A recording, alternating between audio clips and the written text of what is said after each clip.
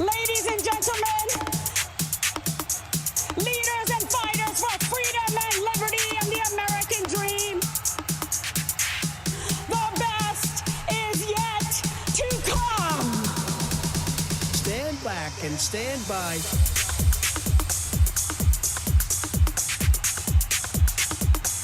Let's please continue on. Person, woman, man, camera, TV. All the networks! All the networks! Person, woman, man, camera, TV. All the networks! They say, that's amazing. How did you do that? That's amazing. How did you do that? I do it because I have like a good memory, because I'm cognitively there.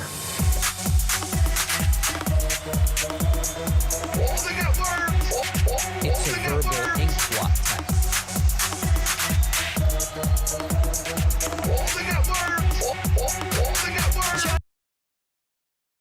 Flippy from Indiana. Flippy from Indiana, please unmute. You are on the air, my friend. Hi, can you hear me? Yes, I can. Hey, David, it's me. I just was wondering if you've ever reconsidered making an OnlyFans? Sorry, if I've done making an omelet, what? No, making an OnlyFans. Gardening season is over, and it's time for you to show us your zucchini. That's very clever. No, listen. I think I'd be more likely. I'd be more likely to show my Granny Smith apples than any Zooks. Floppy Dukes. Flippy floppy. Floppy Dukes. Floppy Dukes. Flippy floppy. 5 1/4 inches. I've not listened to this. Let's listen to it together, and see what it's about. David, Jimmy from Philly. I'm sick and fucking tired of listening to your bullshit about unhinged Trump supporters and this and that. You're so full of shit. My hat's off to you. You can't withstand it, David. You got my information, motherfucker. Fuck your cappuccino.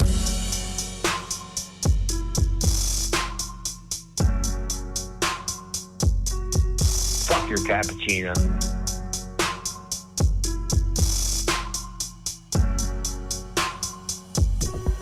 Fuck your cappuccino. Information.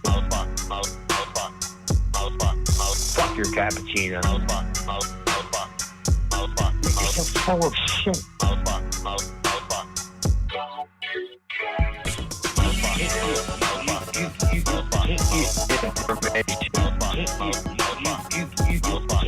Fuck your cappuccino. You're so full of shit.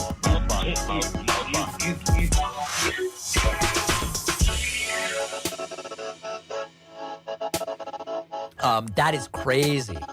That is really, really crazy stuff. He's got to be wasted. Oh, that's brilliant. Oh, that's brilliant. Oh, that's brilliant. There is Jimmy from Philly. Oh, that's brilliant. In the name of Jesus from South America, they're coming here. They're coming here. They're coming here. They're coming here from Africa. Pika hata anda ata. I hear the sound of victory. Pika hata anda ata. I hear the sound of victory. I hear the sound of victory. I hear the sound of winning. Pika hata anda ata.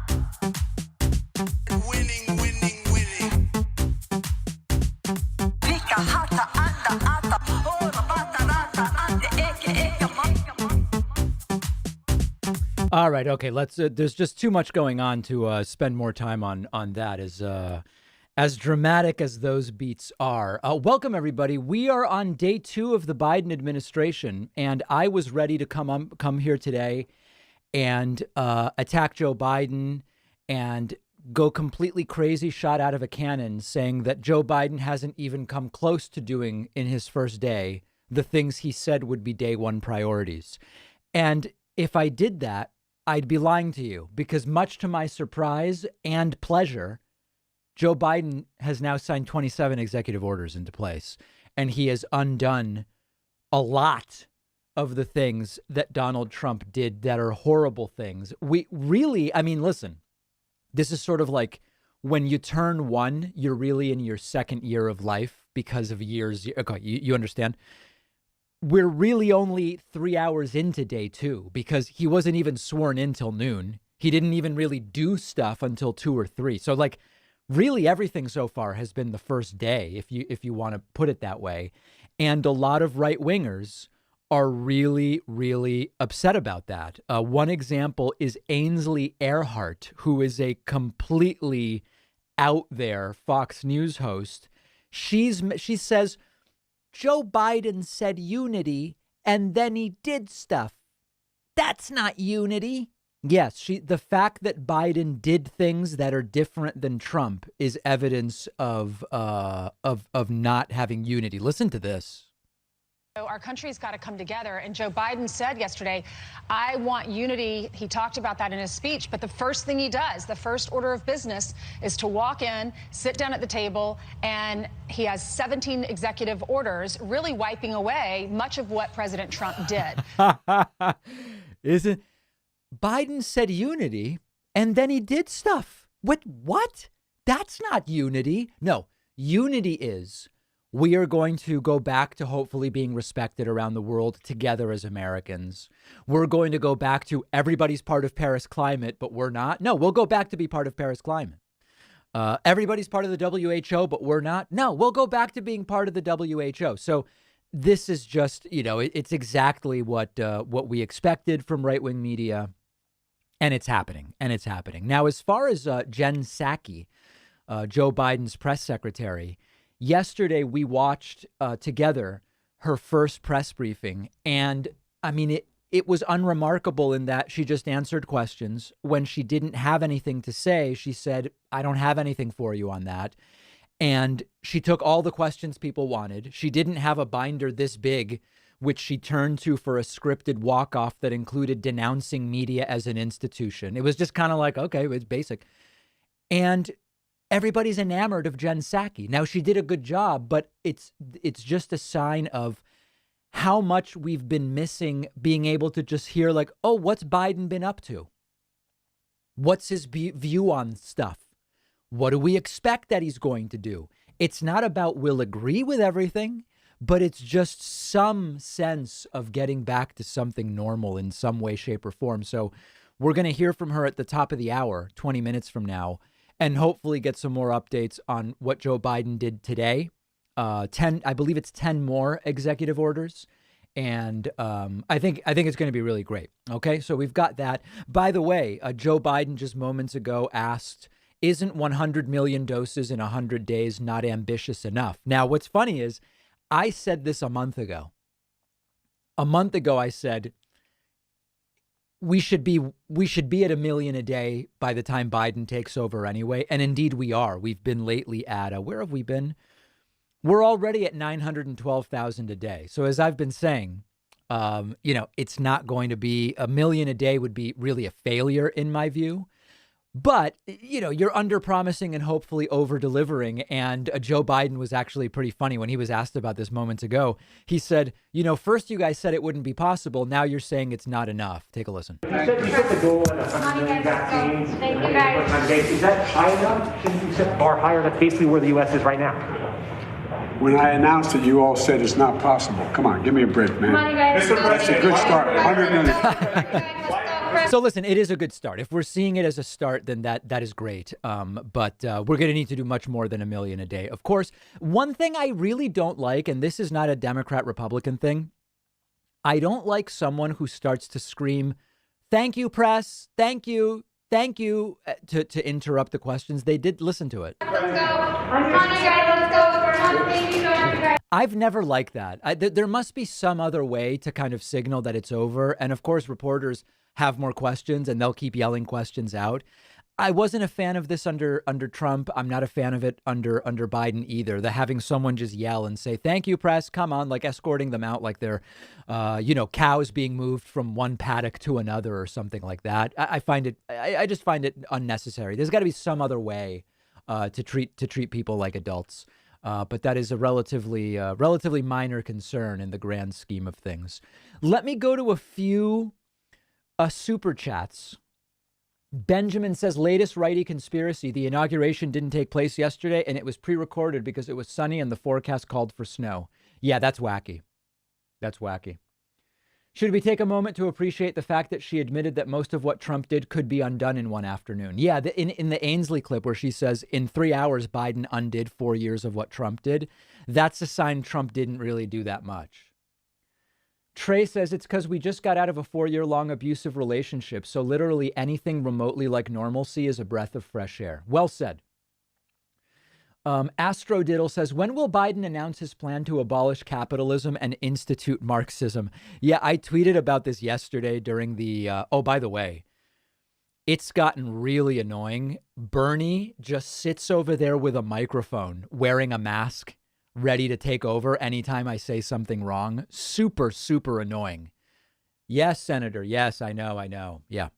Anyway, I don't know that's gonna get grating after a little bit. But I did, where did I tweet this yesterday?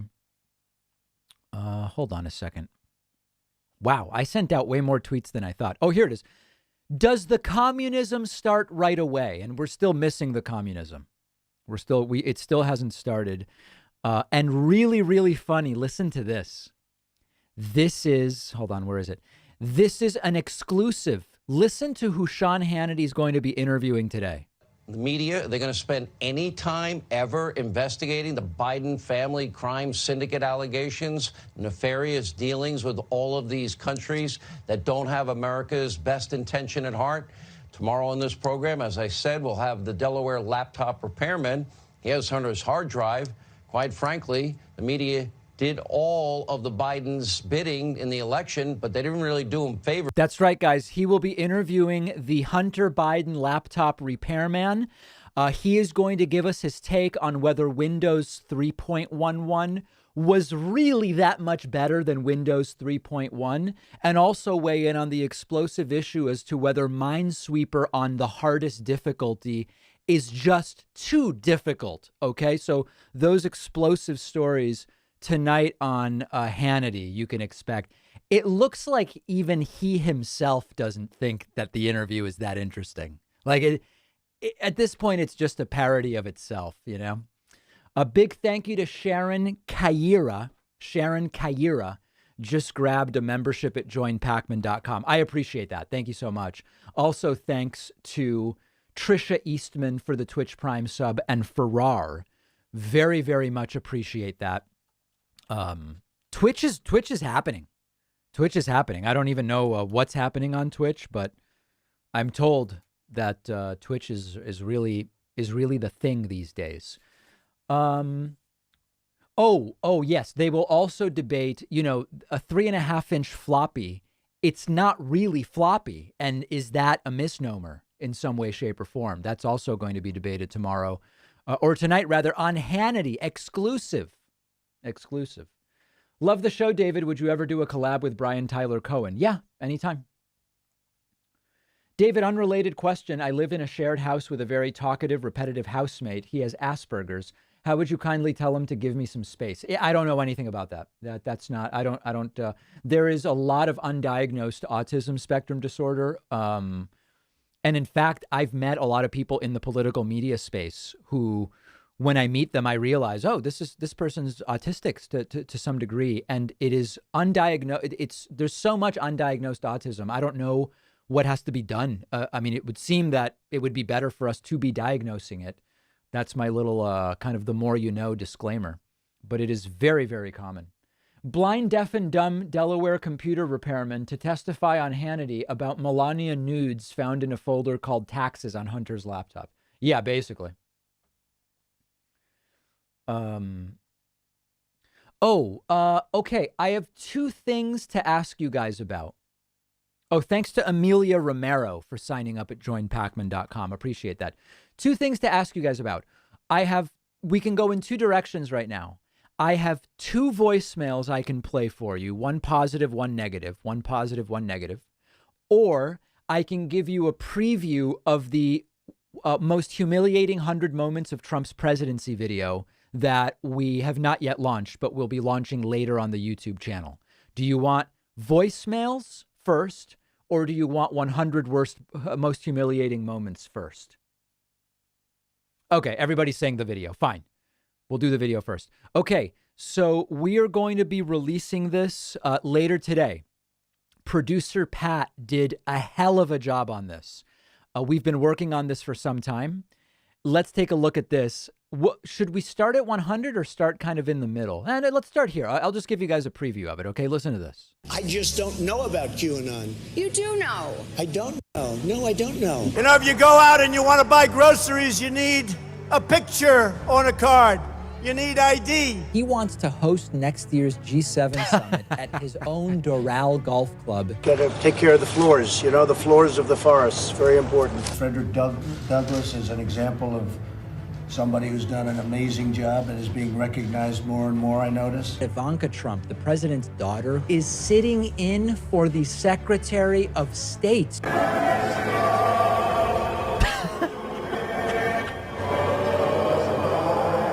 That incredible night with the maps, and the Republicans are red, and that map was so red from Sachin Tendulkar to Virat Kohli. The New York Times, they are a true enemy of the people. I think we have enough of an interview here, Hope. Okay, that's enough. Let's go. This Russian bounty story, we have multiple sources saying that Trump knew all along. I had forgotten about so much of this stuff. For a tiny, little short period of time, it was much more for an inspection. There was no problem during the day. And said, quote, crazy Joe Biden, he doesn't know me, but he would go down fast and hard, crying all the way. They'll go out and they'll vote, and they're going to have to go and check their vote by going to the poll and voting that way. People are flushing toilets 10 times, 15 times. That's got to be higher than 85. I might have to take issue with producer Pat. I don't know that the toilet flushing routine, 85. I mean, I think that's got to be a little bit higher. As opposed to once. The State Department is emphasizing to world leaders that they should stay at Donald Trump's hotels. And they say the noise causes cancer. You tell me that one, okay? Trump ordered Robert Mueller, the special prosecutor, be fired. The factory policy is wear a mask at all times, and Trump puts on goggles but no mask. And we're building a wall in Colorado.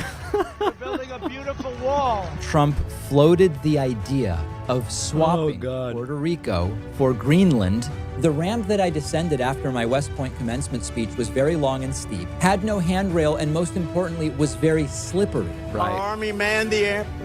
It ran the ramparts.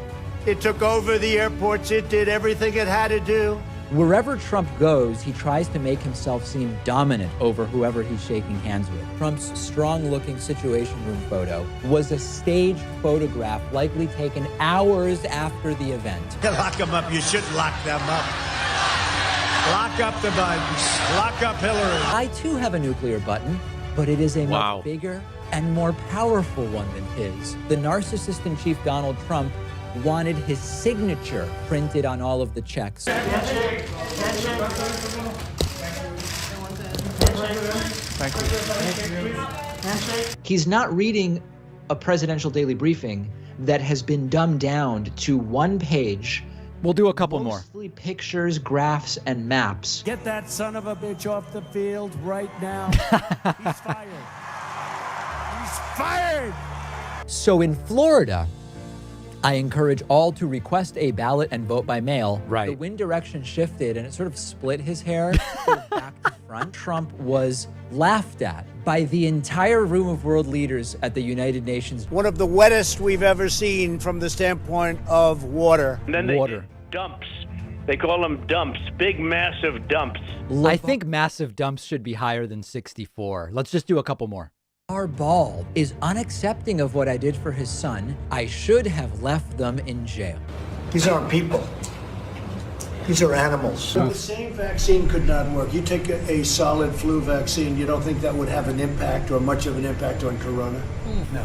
Cummings District is a disgusting All right, so anyway, those are the top 40, but this is going to go live later today. Please do me a favor. Please share that video, okay? When that goes live, please share it. I'm not even going to tell you what number 1 is. Number 1 is just absolutely crazy. Okay, big thank you to David Floyd, who signed up at joinpacman.com. Very much appreciate that, David. Very, very powerful. Also, thanks to the 10 folks who just grabbed Twitch subscriptions. Love that. Absolutely love it. What did I think of Amanda Gorman yesterday? I thought she was fantastic. Incredible poise. Incredibly poised. The airports in the 1800s really made me laugh. Yeah, that was great. I live in Colorado and still don't know why or where the wall would be built. Yeah, I don't either. I don't either. Okay, so let me do the voicemails now. So many of you have come to like the voicemails from this disgusting Trumpist Troy York. The Eggman, who is a friendly caller, great caller to the show. The Eggman is trying to cancel Troy York. Okay? What do you guys think about this? Take a listen to the Eggman's perspective. He says no more Troy York voicemails. Hey, man, listen, I'm not calling as a listener of your show. I'm calling as a junior executive producer of your show. Come on, over 10 years, I get to have some input. Here's my input.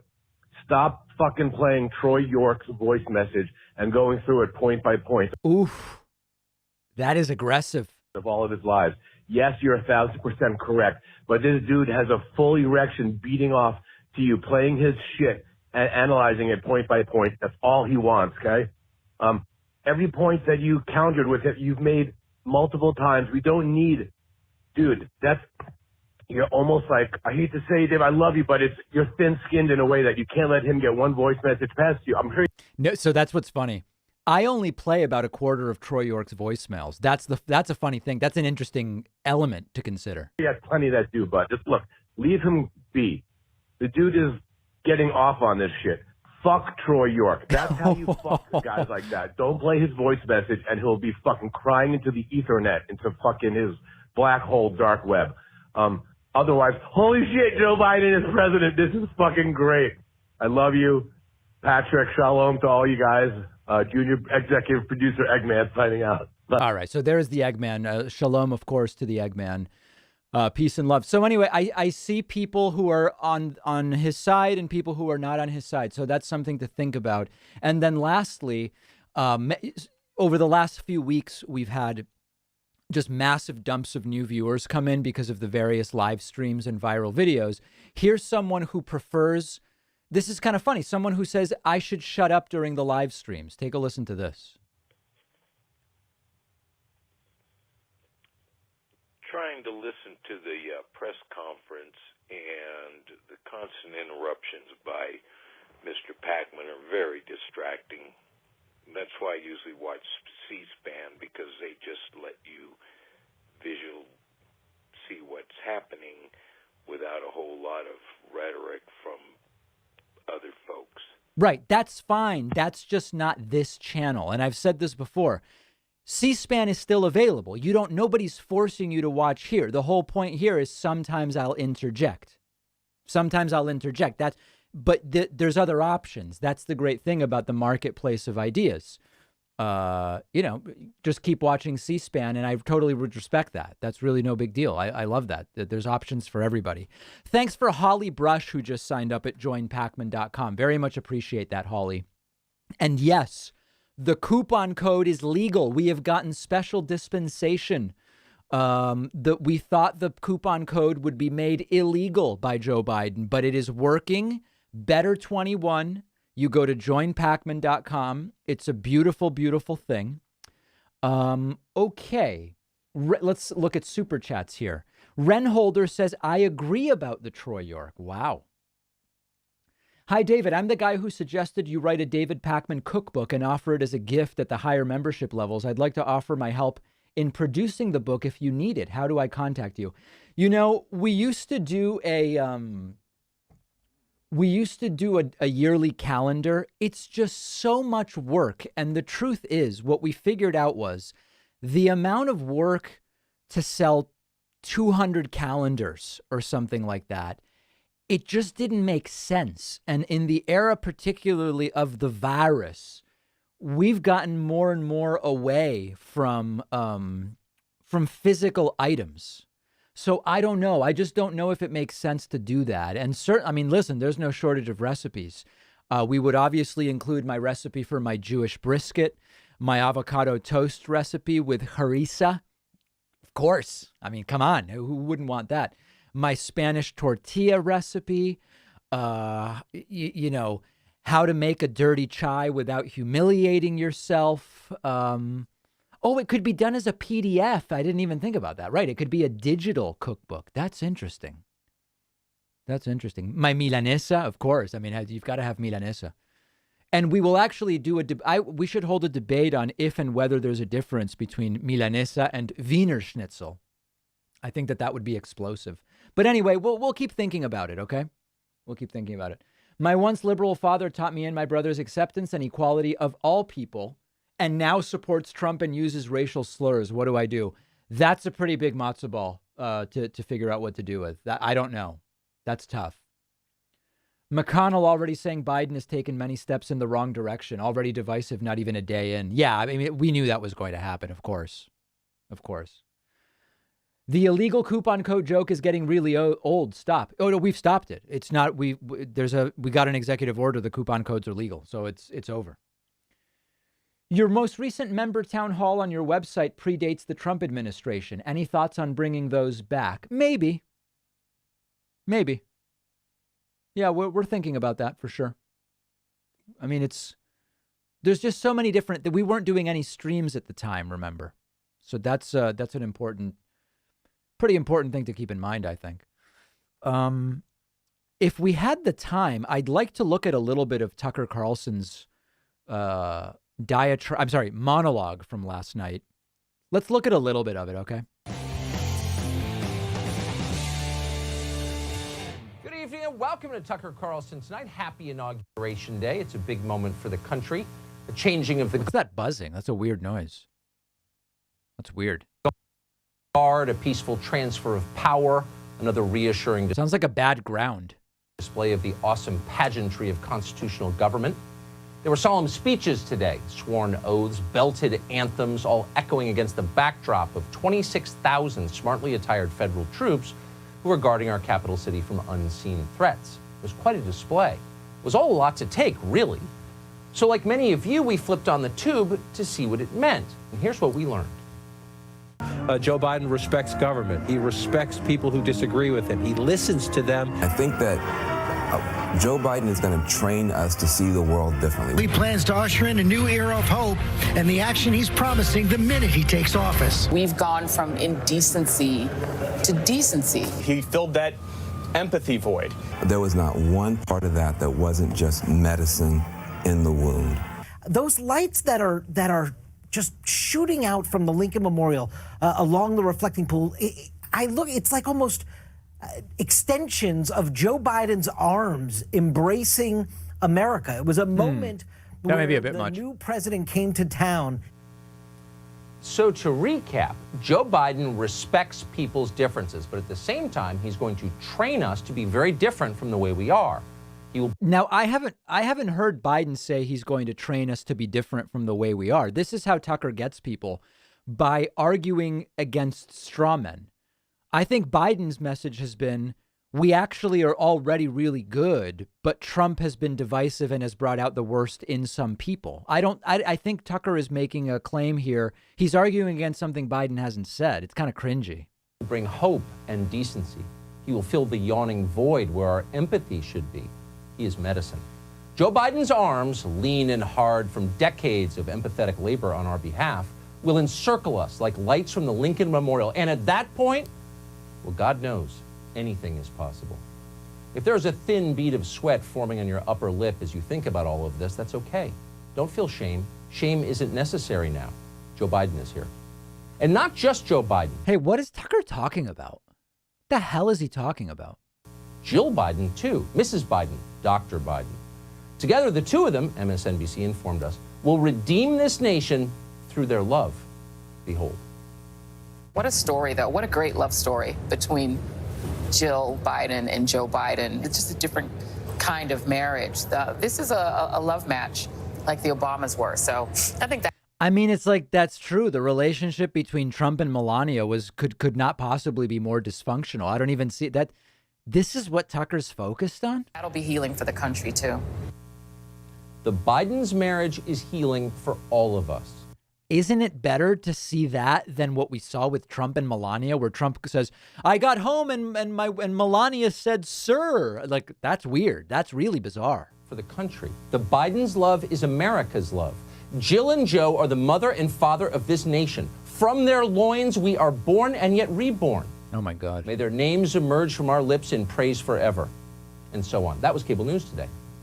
The funny thing is, and there are many funny things going on right now, every person with a microphone in every TV studio in America today knew the fuller truth when they said things like the ones you just heard. They knew, for example, for certain, that Joe Biden isn't well. Everyone in Washington knows that, but no one said it out loud. What? Not a word. Has he been doing that? I haven't heard him say that before. Let me just see if we're still waiting. I didn't realize Tucker was doing that. I hadn't heard that from him before. They withheld that news from you as they have for months. So much for speaking truth to power. On the other hand, what did you expect? You've watched the lying for years now. You know what it is. You figured out how it works. So it dawned on us today that maybe we ought to stop playing all these stupid media clips every night. It's like watching the town drunk throw up on himself over and over again. Obviously, I could say the same thing about playing Tucker's clips. It's repulsive and shocking. It's hard to turn away. But can you really be surprised by it? Throwing up on themselves is what town drunks do. If you keep watching them as they do it, maybe after a while you are part of the problem. Maybe so. In any case, we flipped off CNN and decided to check out Joe Biden's speech for ourselves. And it was interesting, actually, both for what it said and for what it didn't say. Okay. One particular part of this speech stuck out especially. Now, we didn't support Joe Biden for president. You probably guessed that. But if we're being totally honest here, and we want to be honest, we have to say it was very hard to disagree with this specific part of the address. Watch. On this January day, my whole soul is in this, bringing America together, uniting our people, uniting our nation. And I ask every American to join me in this cause. With unity, we can do great things, important things. Bringing America together, Biden said, uniting our people. Whoa, that's controversial. I mean, they're sending rapists and criminals, and some I'm sure are good people. He seems more outraged by that than by the quote I just sort of reminded people of. It's very weird. Uniting our nation, to which we said as we watched it, and we meant it when we did, amen. Okay. Unity. That is precisely what this country needs more than it needs anything. Okay. We're all in this together, every single American, and we have no choice but to hang together. Let's finally accept that we are one country and act like we are and make this a better place for everyone. Oh, I'm being told that, hold on, what's going on here? She's at the podium. Neither of these streams have started yet. I don't know why. White House press briefing. Let's see if we can get to a different one. No, nobody's live yet. I'm sure one of these will start soon. We'll keep, I mean, what can we do? We'll keep an eye. I have no easy way of getting over to a CNN feed right now. Let's see if Washington Post is live. I will do a topper and I'll answer a bunch of your questions as well. So there's lots to come after this. With that, I will turn it over to Dr. Fauci. Fauci's here. Oh, here we go. Here to bring you a briefing at the White House with Press Secretary. Thank you very much. And I'm going to just spend a couple of minutes. Wow. Just summarizing the status of where we are. Fantastic. And then maybe addressing some of the things that I know are on people's minds. So first of all, obviously, we are still in a very serious situation. I mean, to have over 400,000 deaths is something that, you know, is unfortunately historic in the very bad sense. When you look at the number of new infections that we have, it's still at a very, very high rate. Hospitalizations are up. There are certain areas of the country, as I think you're all familiar with, which are really stressed from the standpoint of beds, from the standpoint of the stress on the healthcare system. However, when you look more recently at the 7-day average of cases. Remember, Right. we were going between 300,000 and 400,000 and 200,000 and 300,000. Right now, it looks like it might actually be plateauing in the sense of turning around. Now, there's good news in that, but you have to be careful that we may not be seeing perhaps an artifact of a slowing down following the holidays. So when we see that, we think it's real. But one of the things, and it's interesting, I'm sort of getting a deja vu standing up here because I said something like this almost a little bit less than a year ago when we were talking about the acceleration of cases in the late winter, early spring of 2020 when we were having New York City metropolitan area being the epicenter of what was going on, that there are always lags, so please be aware of that when you have cases and then a couple of weeks later you'll see it represented in hospitalizations, intensive care, and then a couple of weeks later in deaths. So you have almost a paradoxical curves where you see something plateauing and maybe coming down at the same time as hospitalizations and deaths might actually be going up. So this is something that I just put on your radar screen. It is not an unusual thing to see that sort of thing. The other point I want to make is one that we're getting asked a lot regarding questions. That is, what is it about these mutants that you're hearing about? The mutants in the UK, which we know are in about 20 plus states. This is important. The mutants that we're seeing in South Africa and in Brazil. First of all, we need to understand that RNA viruses like coronaviruses mutate all the time. Most of the mutations don't have any physiological relevance with regard to the function of the virus itself. However, every once in a while, you get mutations, either singly or clustered in combinations, which do have an impact. So what have we learned thus far? And I want to emphasize thus far because we're paying very, very careful attention to this and we take it very seriously. At least from the experience that our colleagues in the UK have had, the one that is in the UK appears to have a greater degree of transmissibility, about twice as much as what we call the wild type original virus. The one that is in South Africa is a bit different, and I'll get to that in a second. This is great. So it does look like it increases the transmissibility. They say correctly, on a one-to-one basis, it doesn't seem to make the virus more virulent or have a greater chance of making you seriously ill or killing you. However, we shouldn't be lulled into complacency about that, because if you have a virus that is more transmissible, you're going to get more cases. When you get more cases, you're going to get more hospitalizations. Right. And when you get more hospitalizations, you're ultimately going to get more deaths. So even though the virus on a one-to-one basis isn't more serious, logical, the phenomenon of a more transmissible virus is something that you take seriously. Leads to more cases and deaths. The next thing is, does it change enough to interfere with the efficacy of a whole group of monoclonal antibodies that many of you are aware of? The monoclonal antibodies that are being used for treatment in some cases and prevention. Since monoclonal antibodies bind to a very specific part of the virus, when there's a mutation there, it has much greater a chance of obliterating the efficacy of a monoclonal antibody. And we're seeing in the much more concerning mutations that are in South Africa and in some respects Brazil, which is similar to South Africa, that it is having an effect on the monoclonal antibodies. The real question that people are quite clearly interested in is, what is the impact on the vaccine? Right. And so far, literally, we have this new phenomenon that are preprint journals where people get data and they put it into a preprint server where it hasn't yet been peer reviewed. But you have to pay attention to it because it gives you good information quickly. Ultimately, it gets confirmed. And we're seeing them coming out over the last few days. And what they're saying is that what we likely will be seeing is a diminution, more South Africa than UK. UK is that diminution in what would be the efficacy of the vaccine induced antibodies. Now, that does not mean that the vaccines will not be effective. And let me explain why. There's a thing called a cushion effect. So if you have a vaccine like the Moderna and the Pfizer vaccine that can suppress the virus at a dilution, let's say, of 1 to 1,000, and the mutant influences it by bringing it down to maybe 1 to 800 or something like that, you're still well above the line of not being effective. So there's that cushion that even though it's diminished somewhat, it still is effective. Okay. That's what we're seeing, both certainly with the UK, which is very minimal effect.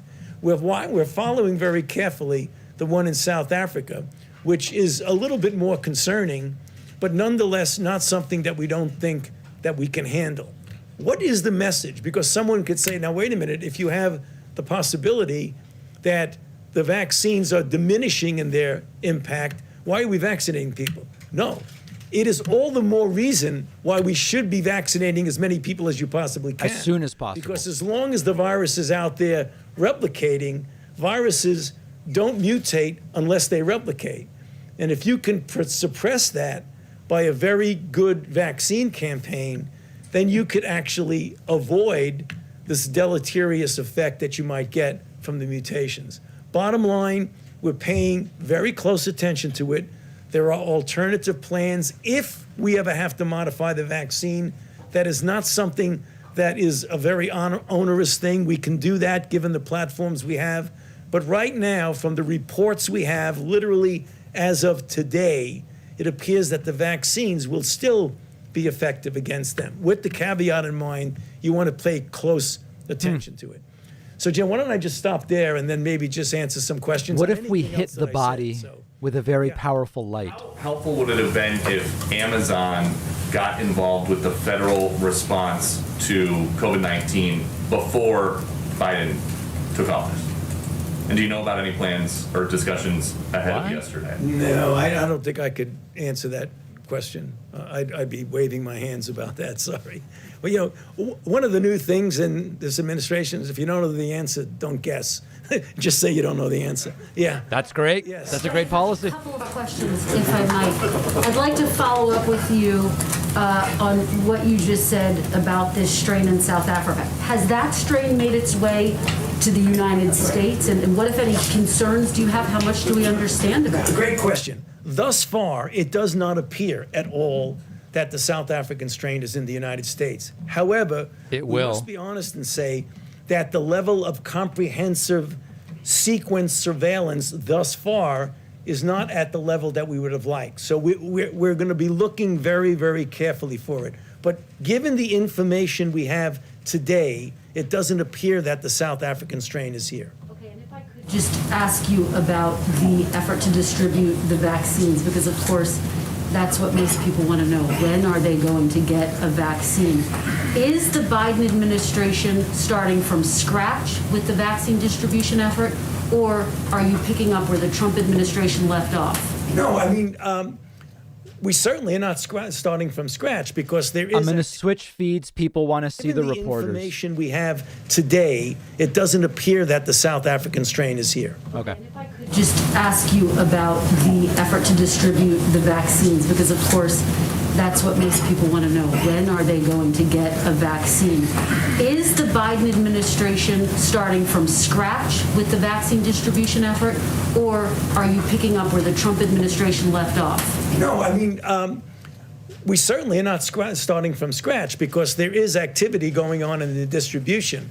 But if you look at the plan that the president has put forth about the things that he is going to do, namely get community vaccine centers up, get pharmacies more involved, where appropriate, get the Defense Production Act involved, not only perhaps with getting more vaccine, but even the things you need to get a good vaccine program. For example, needles and syringes that might be more useful in that. So it's taking what's gone on, but amplifying it in a big way. President Biden said that what was left was abysmal, essentially. I mean, is there anything actionable that you are taking from the previous administration?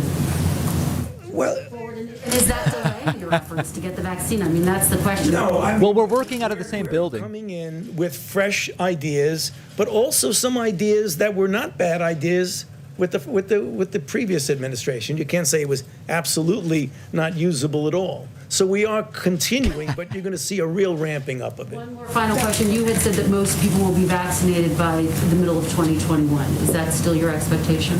Yes, it is. I mean, I believe that the goal that was set by the president of getting 100 million people vaccinated in the first 100 days is quite a reasonable goal. And when you get to the point, and one of the things that I think is something we need to pay attention to, and I, quite frankly, have been spending a considerable amount of my own time, is outreaching, particularly to minority communities, to make sure that you get them to be vaccinated and you explain why it's so important for themselves, their family, and their community. If we get 70 to 85% of the country vaccinated, let's say by the end of the summer, middle of the summer, I believe by the time we get to the fall, we will be approaching a degree of normality. It's not going to be perfectly normal, but one that I think will take a lot of pressure off the American public. In fact, you're one of the few holdovers from the previous administration to this current one. What has been your experience with this new team? And in your view, what would have been different in terms of the trajectory of this outbreak from the start had a team like He's not going to speculate at the beginning? Well, I can tell you my impression of what's going on right now. The team, I don't know if I can extrapolate other things, but one of the things that was very clear as recently as about 15 minutes ago when I was with the president is that one of the things that we're going to do is to be completely transparent, open, and honest. If things go wrong, not point fingers, but to correct them. Wow. And to make everything we do be based on science and evidence. I mean, that was literally a conversation I had 15 minutes ago with the president. Shouldn't he be denouncing someone? Multiple times. That you, looking back on your comments over the last 10 or 12 months, would like to now, with that sort of license, to amend or clarify? No, I mean, I always said everything on the base. That's why I got in trouble sometimes. Right. Yeah. You mentioned pharmacies. The new CDC director said today that the goal of getting vaccinations into pharmacies by the end of next month isn't realistic, as had been previously suggested. It should be. When will most Americans be able to get a vaccination in their neighborhood pharmacy? Well, I didn't hear that comment. Are you talking about Dr. Walensky's comment? I didn't hear that comment, so I don't really want to comment on the comment. But what she may be saying is that for many people in this country who don't have access to a pharmacy, they may not be able to utilize getting things in the pharmacy. I'm not sure. I want to be careful because I'm not sure that's what she said. We just had a conversation about how we're going to get vaccines to people who are in pharmacy desert areas where they don't have easy access to a pharmacy. Right. And that's something we're working on and taking very seriously. But just to be clear, if you are in an area where you do have access to a CVS or a Walgreens, Right. when will you be able to get access to this vaccine like you would a flu vaccine? You know, in the spirit of not guessing, I'm not quite sure when that will be, but we can get back to you on that. That's okay. Just on the broader timeline, you mentioned the fall. We just heard the president say, the brutal truth is that it is going to be several more months. Just to be clear, you're saying by the fall, the majority of Americans you think will be vaccinated? No, I didn't say that. I said if we get the majority of Americans, 70 to 85% vaccinated by then, we could have a degree of herd immunity that would get us back to normal. The concern I have, and something we're working on, is getting people who have vaccine hesitancy who don't want to get vaccinated, because many people are skeptical about that. So we really need to do a lot of good outreach for that. I mean, I don't know what the best case scenario for me is that we'd get 85% of the people vaccinated by the end of the summer. If we do, then by the time we get to the fall, I think we can approach a degree of normality. Sean Spicer has a question. On the mutations that you were talking about, a question about how exactly they increase transmissibility. Does it take less exposure time to get it? No, what it is that you can do in vitro in a test tube setting, binding an affinity to the receptors, which you have in your nose, in your lung, in your GI tract. The receptor for the virus is called an ACE2 receptor, and the facility or affinity with which a virus binds to that means that it very likely will have a better efficiency of infection and replicate more in the nasopharynx. So that's how you make that determination in the test tube. Then you look epidemiologically and you see a spike going up in the sense of number of cases and they sort of match each other. A virus that has the ability to easily bind to and replicate with your receptors is one that likely will spread easier. Mean that you'd have more viral load?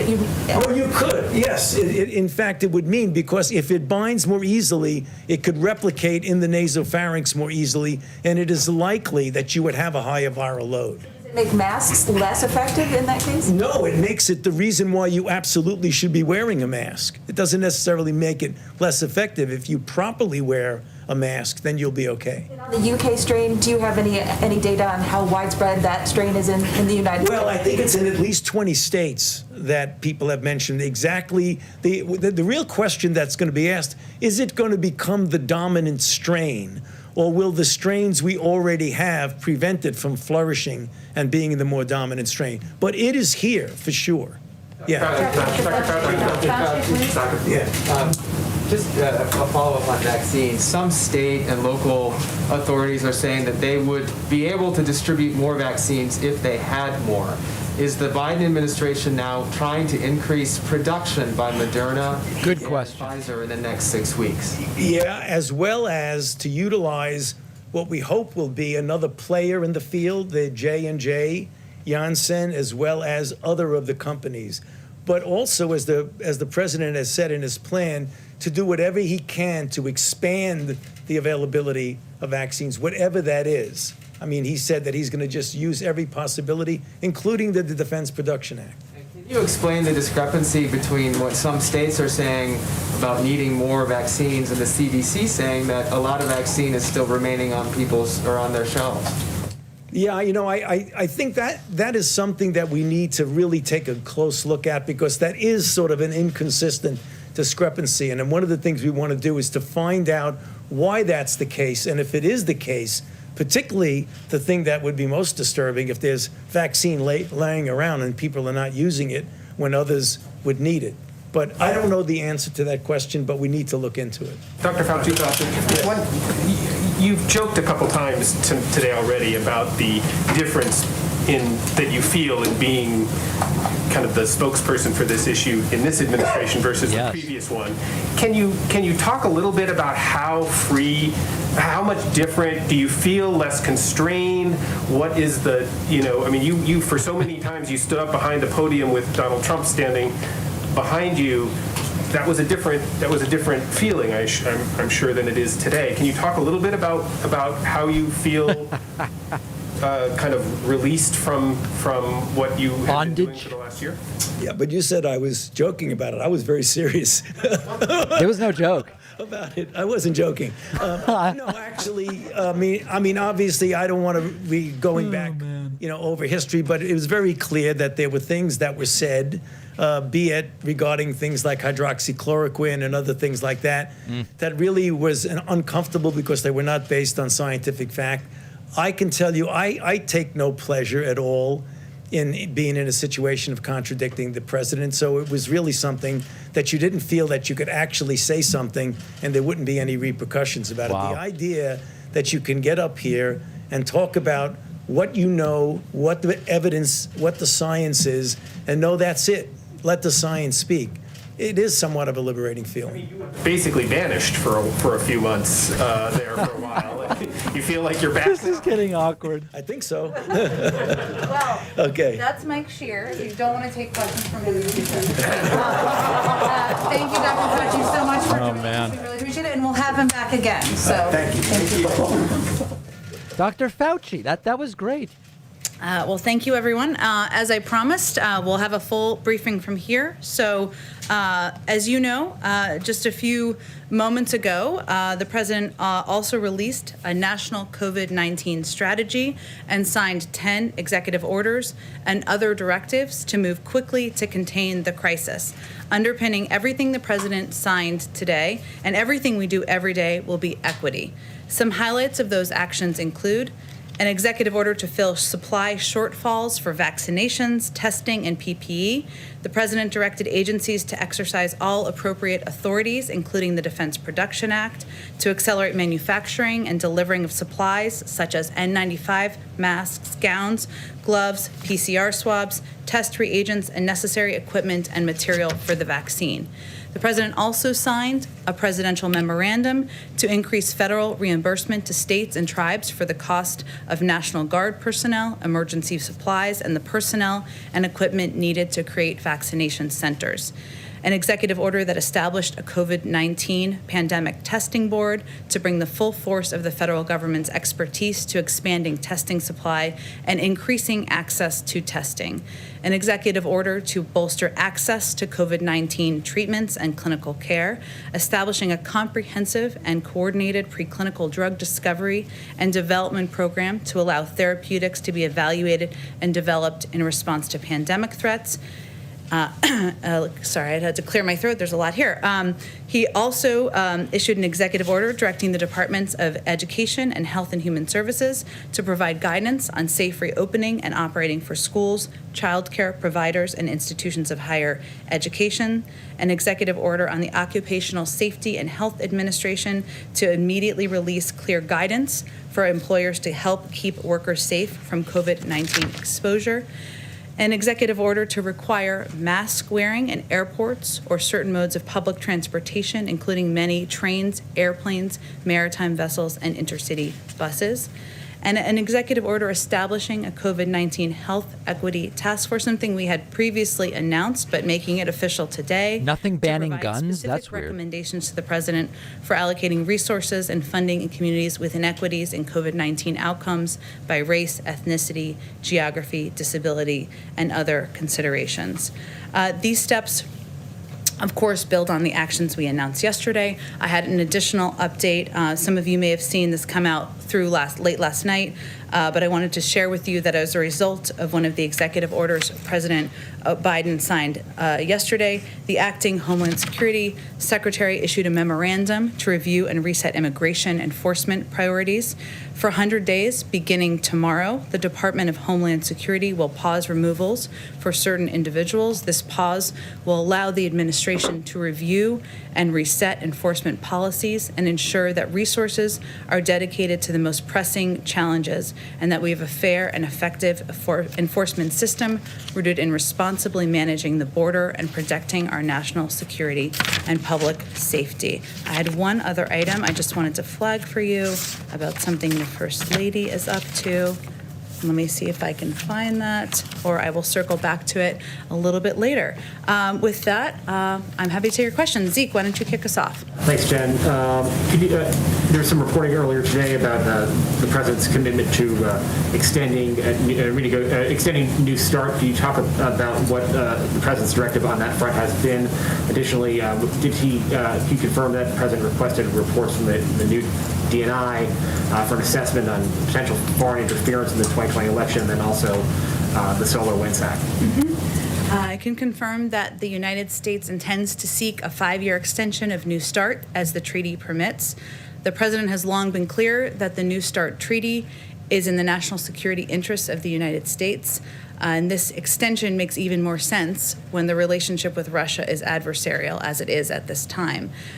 New START is the only remaining treaty constraining Russian nuclear forces and is an anchor of strategic stability between our two countries. And to the other part of your question, even as we work with Russia to advance U.S. interests, so too we work to hold Russia to account for its reckless and adversarial actions. And to this end, the president is also issuing a tasking to the intelligence community for its full assessment of the SolarWinds cyber breach, Russian interference in the 2020 election, its use of chemical weapons against opposition leader Alexei Navalny, and the alleged bounties on U.S. soldiers in Afghanistan. So that's hopefully answered all of it. That was a mouthful. And just changing gears for a quick second to COVID. We are listening in on a news conference. Well, it's what's Jen going on Psaki, here? the new press secretary for the Biden administration. She will become quite familiar in the days ahead to news viewers as this administration It's already been resumes the ongoing, idea of even before the president was inaugurated yesterday. But Hopefully we'll have more to share with you tomorrow on meetings, engagements, discussions that will be going on with leaders on Capitol Hill and many members over the course of the next several days. As I conveyed to all of you yesterday, his preference and priority is a bipartisan package and working with members of both parties to come to agreement on that, because he believes that the crises facing the American people, as we saw the jobs numbers this morning, the unemployment insurance claims, I should say, we put out a statement by our NEC director, in case you didn't see that. As we've seen, and the reports from Dr. Fauci just a few minutes ago, this crisis is dire, and it requires immediate action. And we hope and expect members of both parties to work together to do that. We're also not going to take options off the table, so we'll proceed with those discussions over the next couple of days. Go ahead, Kristen. Hi, Jen. If I could just follow up on that. There was some reporting that there was going to be a meeting this weekend with a bipartisan group of lawmakers. Can you give us any indication? Is that going to happen with President Biden or with his economic team? Is that your expectation? Well, I think the reporting was around a meeting with NEC Director Brian Deese. I spoke with him earlier today. He is definitely going to be engaging with a range of members and a range of different groups of members from Capitol Hill in the coming days. I think we were still working to confirm specific meetings before I came out here, and I hope to have more for all of you on that by tomorrow. Okay, and more broadly speaking, Jen, President Biden has proposed this $1.9 trillion package. You already have some Republicans who say, we just passed a stimulus plan. They're not going to get on board with this. Mitt Romney among them, who says we just... Yeah, there's a good question as to what is the path to get that done, and they haven't made it clear at this point. So how does President Biden expect to get this passed with bipartisan support, and how does that fit into his broader message of bipartisanship, proposing something like this that's that big? Well, I think it fits perfectly into his message of bipartisanship. He wants to work with Democrats and Republicans to address the crises that the American people are facing, whether they live in red states or blue states, or Democrats or Republicans. The package was designed based on recommendations from health experts, from economists. It's been applauded by everyone from Senator Bernie Sanders to the Chamber of Commerce. And there are specific pieces in there that are meant to serve as a bridge for the American people, including a large percentage of it that's for unemployment insurance, funding for vaccine distribution, something that is pivotal, as we've already been discussing here today, for reopening of schools. So part of the discussion we'll be having with members is what do you want to cut? And this is a plan that he feels addresses the crisis at the moment. One quick follow-up on that. The work of the Senate is being held up by this dispute over the filibuster. Where does President Biden come down on that? Does he think that there should not be a filibuster so that the Senate could move forward with its work? Well, the president-elect spoke just yesterday, as you all saw, about the spirit of working together and bipartisanship to confront the four crises facing us. You've already seen him work with Republicans and Democrats and work toward a bipartisan approach to passing packages that will address the crises we're facing. Yeah, but the filibuster question is good. And his preference. So that's what he'll continue. Priority and preference, but what about the filibuster? Go ahead, Mike Scheer. Okay, see, you can call it. I just gave you a hard time. Go ahead. That's fine. So I want to push you a little bit more on that question. Like, yes. If there's this call for unity that the president made in his speech yesterday, but there has so far been almost no fig leaf even to the Republican Party. You don't have a Republican cabinet member like President Obama and I think President Clinton had. The executive orders that he's come out the gate have been largely designed at erasing as much of the Trump legacy as you can. Fortunately. Orders, much of which the Republican Party likes and agrees with.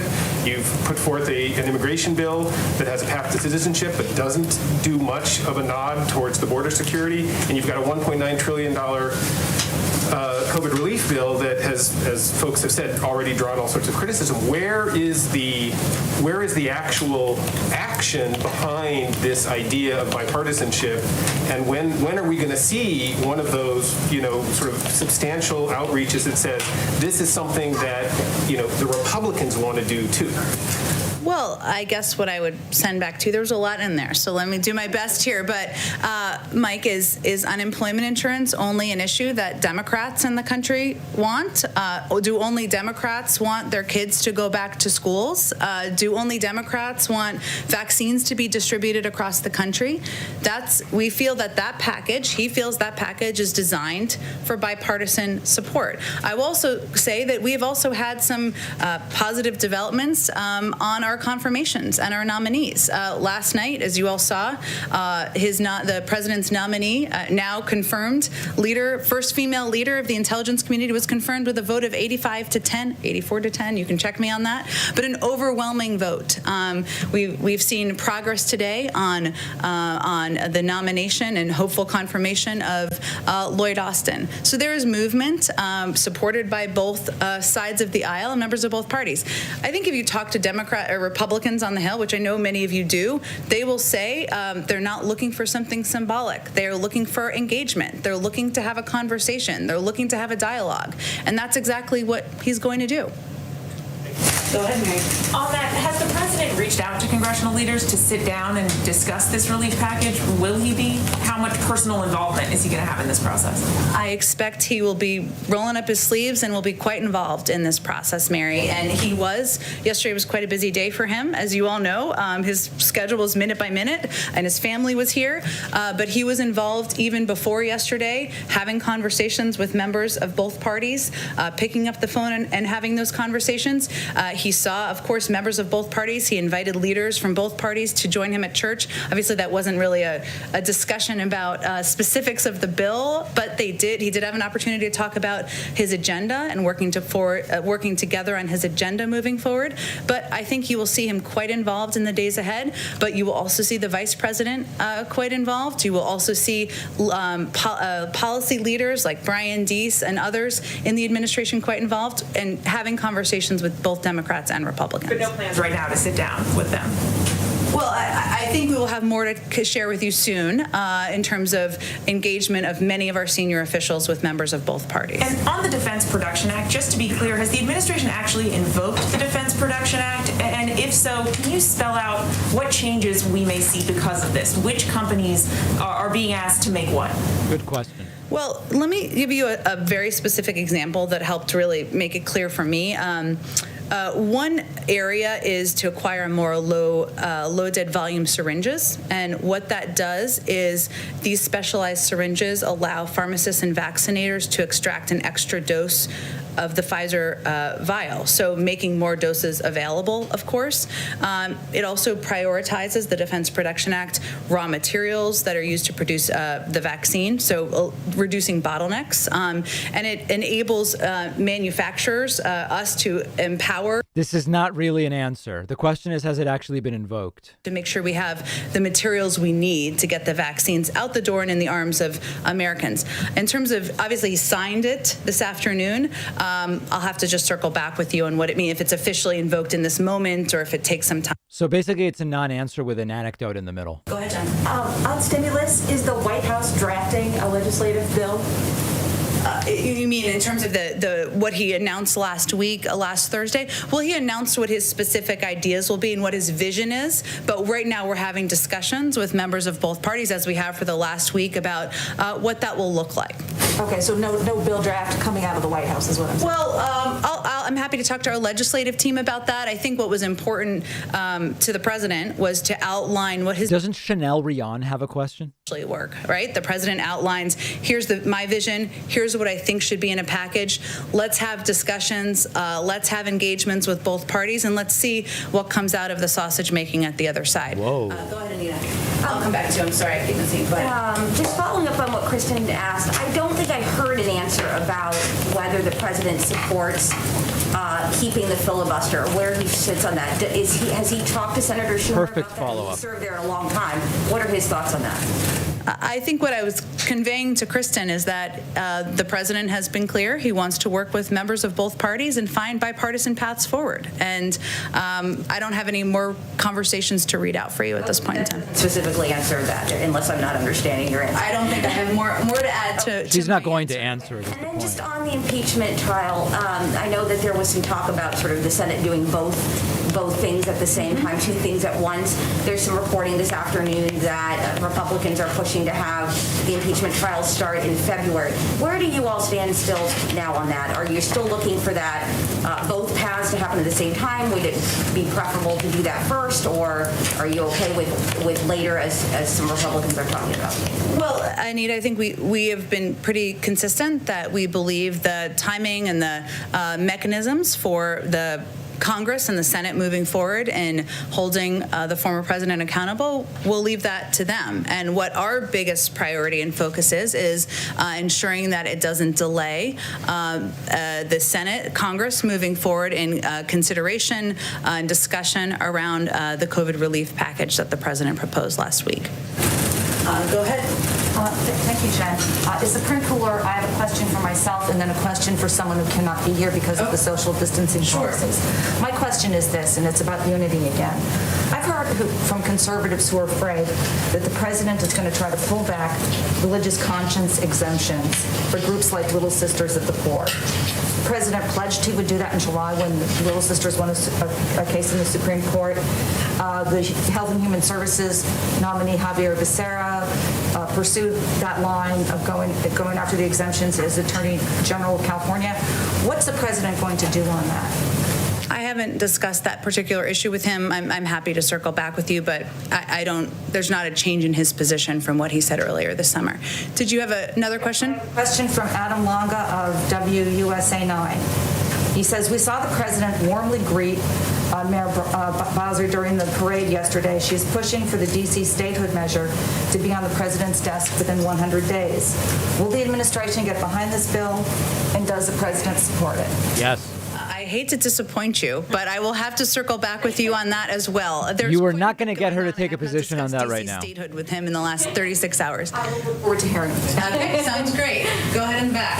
Yeah, thanks, Jen. I wanted to circle back on something COVID related. I know the president has obviously made a priority of resuming in-person learning in the first 100 days. I wondered, is the administration planning to issue any kind of uniform guidance to states on, whether it's reopening schools, reopening businesses, indoor dining, stuff like that? Or are you all planning to just kind of leave it to states to do sort of a patchwork based on their own situation? This is my son, by the way. As Dr. Fauci conveyed, our objective is to ensure that health and medical experts are leading the effort in delivering guidance, determining guidance, and also communicating it with the public whenever possible. And any guidance would come, of course, as you know, from the CDC. We will, of course, defer to that. But part of our priority and our focus here is on providing more engagement with states, more clear guidance from the federal level in terms of how we're planning to operate, what data we're seeing, how vaccines are being distributed, what we see as the challenges, and that communication has been lacking, as we understand it from our conversations in the past few months. So that is what we will focus on improving in the months ahead. Would you specifically, are you planning to do daily or weekly calls with states, or how are you planning to up the communication there? Well, we have an entire COVID team, as you know, who are now, most of them are official, and part of their role will be engaging with governors, Democrats and Republicans, mayors, local elected officials to gain a better understanding of what's happening on the ground. That will be how they're going to be intaking a great deal of information. Obviously, health care providers and experts on the ground as well. We will also do engagement from the level of the president and the vice president as well, because they also want to have that conversation with states and local officials on what they're experiencing, what they see the challenges as, and how they can be addressed. And that's something I think in President Biden's heart. He is a local elected official still, and he gets into the weeds of what they're experiencing, and he will be involved in that himself. Go ahead and go way back. Thanks, Jen. There's a lot of really big things that the administration wants to do: infrastructure, the stimulus, tax reform. Can you sort of lay out the cadence for us over the upcoming year? How do you envision those three major things playing out? What's the order? When do you think those will be taken up? When will they happen?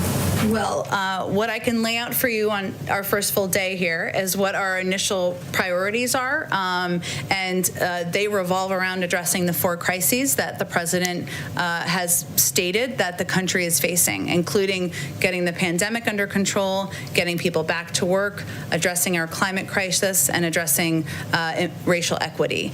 And so, go ahead. No, I was going to ask you, do you think tax reform happens in 2021? I don't really have any predictions for you on that. I think at this point in time and for the foreseeable future, addressing the pandemic, getting the pandemic under control, and that linkage to getting people back to work will be his top priority. On the Keystone XL, the decision yesterday from the president, what would you say to those who have lost their job or will lose their job as a result of that decision? What would the message from the president and the White House be? The message of the president and the White House would be that he is committed. His record will shows the American people that he's committed to clean energy jobs, to jobs that are not only good, high-paying jobs, union jobs, but ones that are also good for our environment. He thinks it's possible to do both. He led an effort when he was the vice president to put millions of people to work with both of those priorities in mind, and he will continue to do that as president. But he had opposed the Keystone Pipeline back in 2013 when it was when there was a consideration of the permit, or sorry, I don't think it was 2013. I think it was a little bit after that. And he's been consistent in his view, and he was delivering on a promise he made to the American public during the campaign. Go ahead all the way in the back. Thank you. I wanted to ask you about India-US relationship. What is President Biden's vision of an India? Whoa, the hat. Wow. The relationship between the world's oldest and the world's largest democracies? Well, first, I would say that President Biden, who of course has visited India many times, respects and values the long, bipartisan, successful relationship between leaders in India and the United States.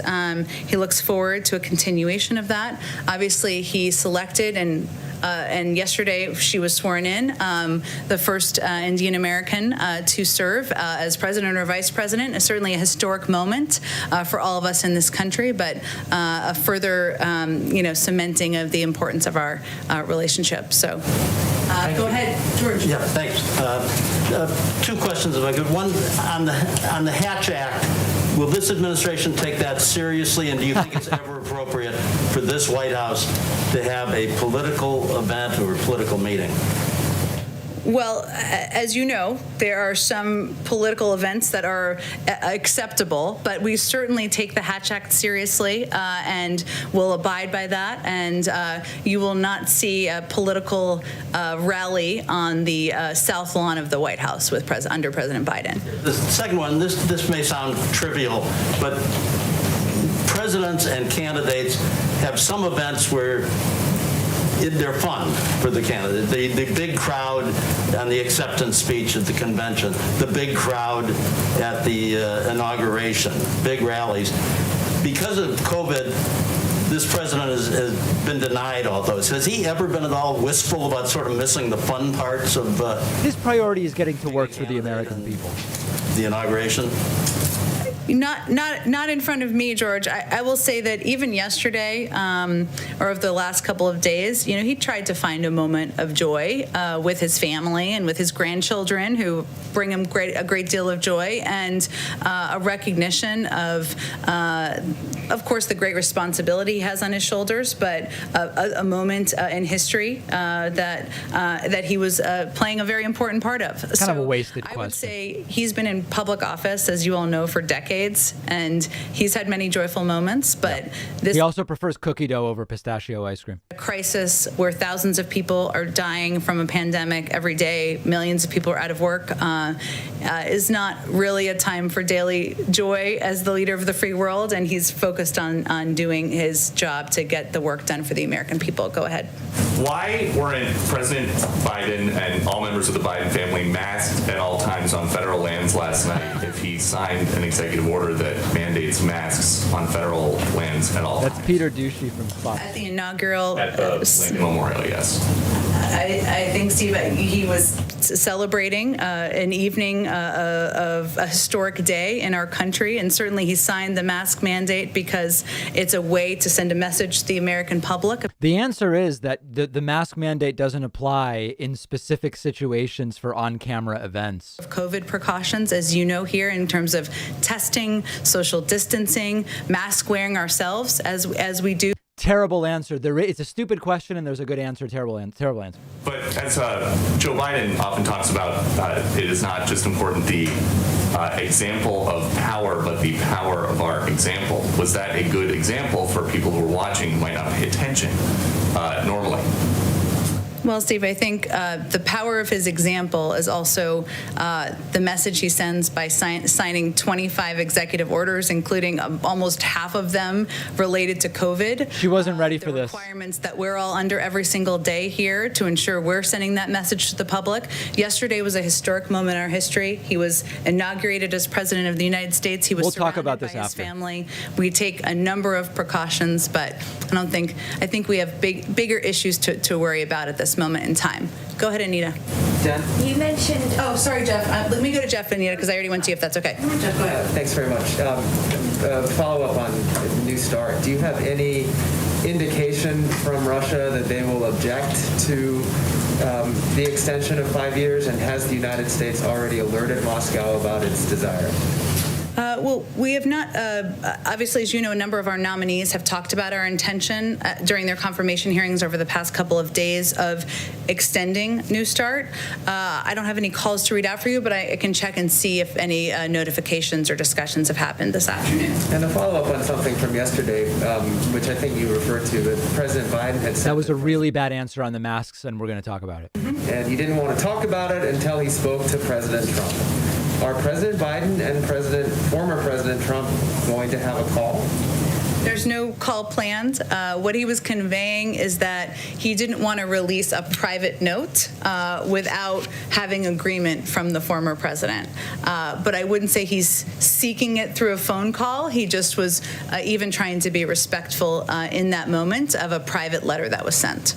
With regard to the former president, has President Biden spoken to Speaker Pelosi at all about the timing of when she plans to bring the impeachment article? For people saying this is her first time doing this, it's not. She was spokesperson for, I believe it was the State Department, and she also ran White House comms for Obama. So that's not true. Conversations are, and what his intention is with his engagements with leaders from both sides of the aisle and in both houses of Congress, including with Speaker Pelosi, someone he's known for quite some time. And that is his intention and focus on getting the COVID package through. So he will leave it to her and to now Leader Schumer to determine what the path forward and the timeline will be in holding the former president accountable. Anita, go back to you. Yeah, you earlier mentioned 4 priorities of the president. I was surprised to not hear immigration per se in that, because yesterday many of the executive orders were about immigration. There were 2 major agency releases last night about immigration. The bill is being introduced today. Do you not see that as sort of the second big push after the COVID bill? Where do you see that? And I guess I would say, why is it, I was going to ask you, why is it going to be, why is it such a priority after the COVID bill, but you didn't even list it, so I wanted to kind of clarify that and get your thoughts on it. Well, I wouldn't read into that other than immigration we consider as part of racial equity and part of which is a broad issue, but that's how the president has spoken about that crisis over the past several months, and clearly it is an enormous priority to him because we moved forward in announcing the specifics of an immigration bill, an immigration package he is eager to move forward on with Congress on his first day in office. But as you know, there's been a lot of history on efforts to do comprehensive immigration reform, to do any form of immigration reform, and what we're hopeful is that this will be be a moment of reset and a moment to restart discussions on Capitol Hill. There are already a number of co-sponsors who have been announced to have those discussions.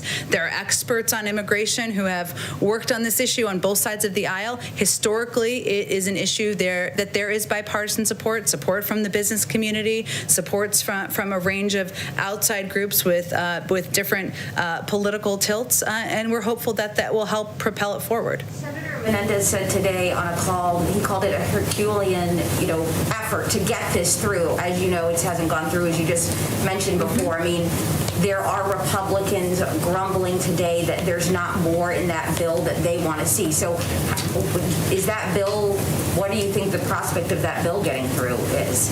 Well, I don't know that I can predict that the first day. I mean, it's only been out for 24 hours. But what was important to the president in the outline of this bill is that it is addressing a couple of areas that he doesn't feel have been effectively done in the past. The last 4 years, the immigration policy has been based around funding for a wall. That has not worked, even to keep the country safer, even to keep bad actors out. And so his approach is multi-pronged. It is to do smart security that will help address and use technology to address key border crossings, address ports of entry more effectively and efficiently, and putting that oversight in the hands of the Department of Homeland Security. It will also help address root causes of migration, and that hasn't been in past bills, as you probably well know, Anita. It was not in the bill in 2013, but it's something that he has been an advocate for in his time in public office. And it also has a pathway to citizenship for the 11 million undocumented immigrants who are living in the country. There are components of here in the bill that address a lot of the issues that have not been addressed in the past, and certainly the components of it that are talk about smart security are the kind of border security that we think is essential and more effective than what we've seen over the past couple of years. Go ahead. Oh. Can I go to Zeke first and then to you, Kristen? Go ahead. I just wanted to follow up on a question I asked the President an hour or so ago about the 100 million vaccines in the first 100 days target. That's roughly a per diem basis of where the vaccinations are right now. Can you just elaborate a little bit why the President isn't setting the bar a little bit higher? It may be require another nudge. Just to explain to the American people when they see these statistics and one tracker had 1.6 million yesterday. Why isn't the President shooting just a little bit higher given the magnitude of the crisis here? Well, none of us are mathematicians, myself included, so I asked our team to do a little math on this. So the Trump administration was given 36 million doses when they were in office for 38 days. They administered a total of about 17 million shots. That's about less than 500,000 shots a day. What we are proposing is to double that to about 1 million right. shots. The issue is we're already there. And we have outlined this goal and objective in coordination and consultation with our health and medical experts. So it is ambitious. It's something that we feel is bold and was called that certainly at the time. And we're working overtime to help to achieve it, try to achieve it. But is the President trying to, he obviously would try to exceed that if possible. Is it possible we may see in a couple of weeks or a month that the President would up that goal? Well, Zeke, there are a lot of factors that go into determining how many shots can get into the arms of Americans. We feel confident we can achieve this goal. Obviously, there are other vaccines that are being considered at this point in time by the FDA. There is funding that will be needed for. See, this is one where she can say it would bring Joe Biden no greater pleasure than to be able to go way beyond the minimum he wants to achieve. This is on what many health and medical experts have consistently called a bold goal. I will note also that some of the reporting this morning, which Kristen asked about earlier, was that the Trump administration left us with no plan. It's hard for them to both be exactly true at the same time. And our team has been putting together a plan, our own plan, as Dr. Fauci talked about, for some time to achieve this goal. But he also mentioned that there are a number of challenges. It's not just about lining people up, as you all know, but for people watching in a football stadium and giving them shots. We have to overcome vaccine hesitancy. We have to get to health. See, if I were her, it's okay, guys. It's okay. You're not going to miss anything important. What I would say is, listen, it's great that over the last week we've gotten to 900,000 a day. In order to sustain that, particularly when some states are starting to run out of that first vaccine delivery, to be able to get to and sustain 1 million a day is still important. And it would give no greater pleasure to the president to be able to go well beyond that. Of former President Trump's staffers being placed on leave or be reassigned, is there an attempt to purge Trump officials? Well, there's a new administration, so obviously there are a number of new officials in place. I know there was some reporting, for example, and I don't know if this is who you're referencing, so you tell me if not, of the head of the NLRB. That's an individual who was not carrying out the, anyone would tell you, not just from our administration, the objectives of the NLRB. And so they're no longer in their position, and we'll make those decisions as needed. So there's not an effort writ large, but you're reassessing individuals. Well, Kristen, as you know, when a new administration comes in, there's a massive changeover in political appointees and nominees and people who will serve in a variety of roles. There are some people, Christopher Wray as an example, I'll just bring him back up, who will continue to serve in his role. But will he, though? We have great value for career officials, for the officials who have been the heart and soul of agencies across government since long before the Trump administration, but who have served through the Trump administration as well. And on COVID, the question, did the transition officials know before yesterday that Amazon wanted to get involved in such a meaningful way? We saw, not that I'm aware of. I'm happy to check. I mean, when the reporting came out, I asked the question, and I think internally, and what was conveyed to me, and I don't think we discussed this yesterday, was that we've had a lot of outreach, some privately, some publicly, from a range of businesses and private sector entities, and we certainly welcome that, and we'll be considering all of those offers and what makes the most sense in our plans and proposals. So, because there are some Trump officials saying they were never offered help from Amazon, and so they're essentially saying they think this was a political call for Amazon to wait. This guy's such a loser. While lives were hanging in the balance, but you're saying that is not the case. I'm not aware of the timeline of when Amazon reached out. That sounds like a question for Amazon to me. Jen, what did you think about all the pardons that Trump handed out on his way out the door? And do you know if the DOJ or anyone is reviewing any of those? Well, as you know, we nominated an attorney general just a couple of weeks ago, Merrick Garland. We're eager to get him confirmed in the coming weeks, hopefully soon. Our view on the pardons, Jennifer, is that it's not a model for how a Biden Justice Department would work. It's not a model, I should say, for how President Biden would use his own power. He would use his own power far more judiciously. But we are looking forward. And most important for us and for him is that the Justice Department, as we look ahead, is independent, makes decisions of their own accord, including their review of any investigations or judicial steps that have been taken. Thank you, Jen. Thank you. Okay, I think we're about to conclude it here, but because it's my second day, let's take 2 more questions. Go ahead in the back. About the pardon attorneys. Yes. Is the president going to listen to the pardon attorney? President Bush told President Obama that he should use the pardon power early on. But we know that the pardon power has been in disrepute in the last week because of President Trump's pardons. Is President Biden going to try to use the power quickly? Or, I mean, you said judiciously. You should just say it's day 2. I don't know who he's going to pardon. Judiciously, and I'm not saying you're conveying this, but just for clarity, is not meant to convey speed. It's just meant to convey how he approaches it. As you know, he has a long history on judicial issues, having served as the chairman of the Judiciary Committee many years ago. But on day 2, I don't have any prediction for you in terms of how he would use pardon attorneys or the role, but he has great respect for and value for independence, as you know, and for the role of the judiciary and the independence of that role. Okay, last actual question. Sorry, Go ahead. I appreciate it. I'm going to bounce off stuff here, conversations that may or may not have happened. Can you tell us, has President Biden spoken to the Fed chair, Jay Powell? If he hasn't, does he have any plans on speaking to him at any point in the near future? And generally speaking, how does the president view the stewardship of the Fed chair during this economic crisis? I don't have any calls to read out for you or to predict for you with the chairman of the Federal Reserve. He clearly has a great deal of respect and value for the Federal Reserve and the role they've played historically, given he nominated the former chair to serve as the first female Treasury Secretary. But I don't have anything more for you. I can venture to get more for you from our economic team. Thank you, everyone. I'll see you again tomorrow. Thanks, Dan. So let's go back to the Peter Doocy mask question if we can. Let me see where that was. Was it this one? No, it was after this guy. Wow, this timeline is like so long that this is really difficult.